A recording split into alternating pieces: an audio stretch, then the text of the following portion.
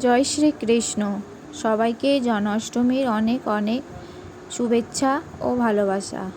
তো আজকে জন্মাষ্টমী উপলক্ষে আমি একটা ছোট্ট ভিডিও তৈরি করে নিলাম। তো জন্মাষ্টমী তাই সকাল সকাল চলে এলাম ঠাকুর ঘরে।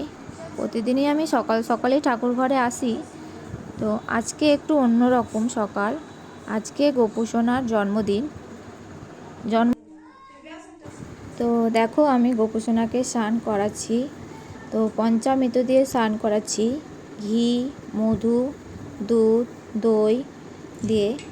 আর এই গোপুসোনাটা আমাকে একটা কাকিমা এনে দিয়েছিল পুরী থেকে। আর ভগবান কখন কার হাত ধরে আসে সেটা কেউ বলতে পারে না।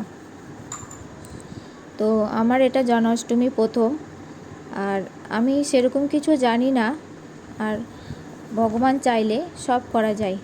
তো আমি মন থেকে ভগবানকে পুজো করলে আমার মনে হয় ভগবান একটু বেশি খুশি হয়।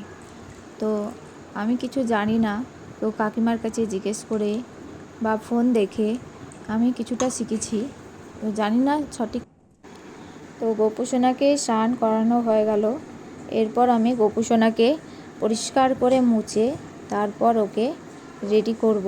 তো চলো ওকে এখন রেডি করি। তো চলে এলাম গোপুসোনাকে রেডি করতে। আর এই জামাটা আমি মার্কেট থেকে নিয়ে এসেছি। জামাটা দেখতে সুন্দর লাগছিলো, তো মার্কেট থেকে নিয়ে এসেছি। আর গোপুসোনাকে পরানোর পর জামাটা যেন আরও একটু বেশি সুন্দর লাগছে। তোমরাই বলো জামাটা কেমন লাগছে। তো দেখো, গোপুসোনাকে আমি রেডি করছি। তো চলো গোপুসোনাকে আস্তে আস্তে আমি সাজিয়ে দিই।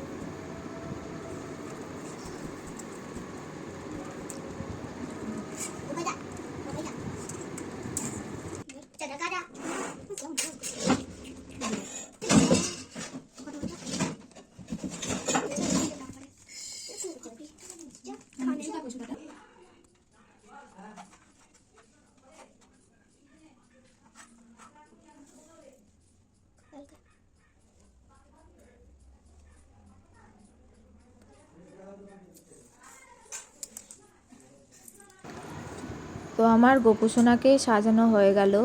আর এই বাসিটা আমি গোপুসোনার জন্য নিয়ে এসেছি নতুন। আর তোমরাই বলো গোপুসোনাকে সাজানোর পর কেমন লাগছে। আর ভগবানকে যেমন করেই সাজাও না কেন, ভগবান এমনিই দেখতে সুন্দর। তাকে যেমন করেই সাজানো হোক না কেন, ভগবান সবসময় দেখতে সুন্দর লাগে। তো চলো গোপুসোনাকে এবার আসনে বসাই। তো আসনে বসানোর আগে গোপুসোনার আসনটাকে একটু ফুল দিয়ে সাজিয়ে নিলাম যেন দেখতে ভালো লাগে। আর গোপুসোনাকে একটু ফুলের উপরে বসাবো। তো আসনটাকে দেখো ফুল দিয়ে আমি একটু সাজিয়ে নিলাম।